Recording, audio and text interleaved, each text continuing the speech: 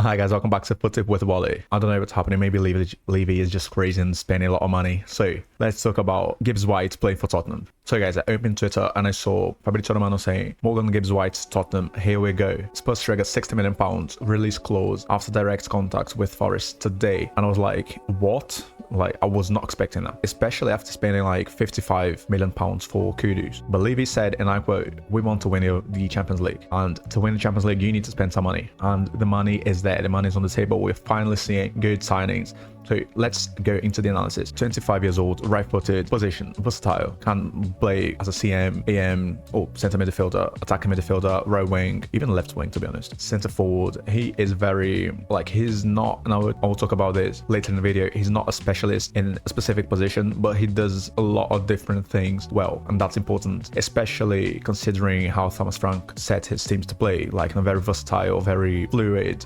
way. Like, players need to have a very good football IQ and be able to adapt in different contexts against different opponents. And I think Gibbs-White fits the system perfectly. He also doesn't have a lot of injuries. He has a very low injury history, which is important, especially in the Premier League, where almost every game, I'm gonna say every game, is like very high intensity. By the way, guys, if it's very dark, my camera is because I'm recording this late. So anyway, his numbers: 18 goals, 29 assists, 45 goal contributions in Premier League in total in 154 matches, which is roughly 1 goal contribution every 3 matches, which is not bad for an 8. But obviously, guys, I think he will improve a lot his numbers playing for Tottenham, because Tottenham are naturally a more offensive team. So he will have more opportunities to create chances, to shoot, to assist, and inflate those numbers. His release clause was £60 million. I'm not going to lie to you. I think that is definitely not cheap. But at the same time, I don't think we can say it is expensive, because he was playing for Forest, which is not a poor club, and he's English. So that inflates his price as well, because of the Premier League rules to have certain numbers of English players in the squad and blah blah blah. I think the signing wasn't bad, because first, you improve your squad. Second, Forest will compete again for the top 4. Maybe they will be like top 5, top 6, but I think they will be there around the top 4. So you're signing someone who will compete directly with you for top 4. It is very good. We said this in Germany, for example, in Bundesliga, like Bayern Munich signing players from Dortmund, from Leipzig. So you not only improve, but you also weaken your opponent. And also,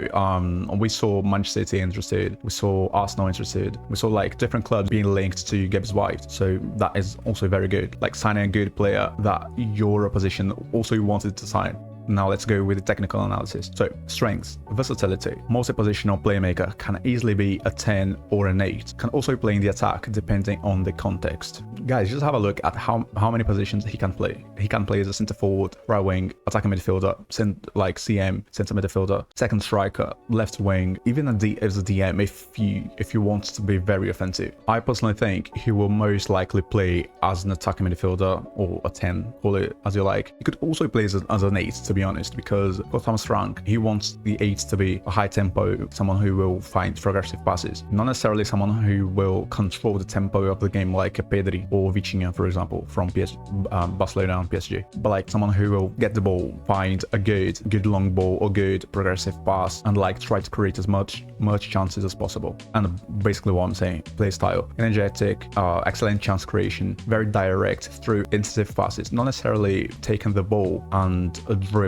players, like not necessarily carrying the ball progressively, but passing progressively, and also running without the ball behind the defense. Like, I think he has a good football IQ to find spaces and to find like good opportunities to create chances, not only for himself but for his teammates. And talking about physicality, I think he's very athletic, like someone who will run for 90 minutes or run until he's like very tired, exhausted, and then come out of the pitch. Also good at aerial duels, which is something that we saw in the last season that Tottenham were horrible, especially at defending set pieces. Now, just to show you guys his general stats, as you can see, insane aerial duels won, clearances, interceptions, like good tackles. He is very complete in the sense that he does different things well, but he's not a specialist in anything. And as I said, he's not a dribbler nor someone to control the tempo of the game. He's more like an adaptable midfielder. And then in my opinion, I think he's best in a high tempo game, like with freedom to make progressive passes, and therefore he will make more mistakes because he will be trying to create more chances, trying to take more risks. And I forgot to say that, like, considering he is a 10 and an 8, but most of the time a 10, his defensive stats are pretty impressive. And these are his stats specifically for CM. As I said, he does a lot of things well, not necessarily a specialist in anything, but I don't think that's a bad thing actually, because like I prefer a player who is like, let's say out of 10 scores 8 defending, 7 creating chances, and 8 like retaining ball possession or something like that. I think that is more important than having someone who is like 10 at creating chances and 4 at defending. You know what I'm saying? So some areas that I think he could improve are dribbling. I think he will, especially because Tottenham play a lot of games in the season against very defensive low block teams. Like, even though that seems a very weird thing to say, I think Gibbs-White is better against teams who are more offensive against his teams. I don't know if my explanation was jumbled up, but like I think he is better at like high tempo counter-attacking, like gegenpressing pressing, at least when your opponent wants to attack you. But against Spurs, we see a lot of teams playing defensively. And I don't know if you know this, but like Forest was one of the teams with least ball possession in the whole league, in the whole Premier League. So I think for Tottenham, that will be way different. And I think he will need to adapt to this new context of attacking more than defending, or at least being favourites to win most matches. And also in possession, I think he could improve at retaining the ball in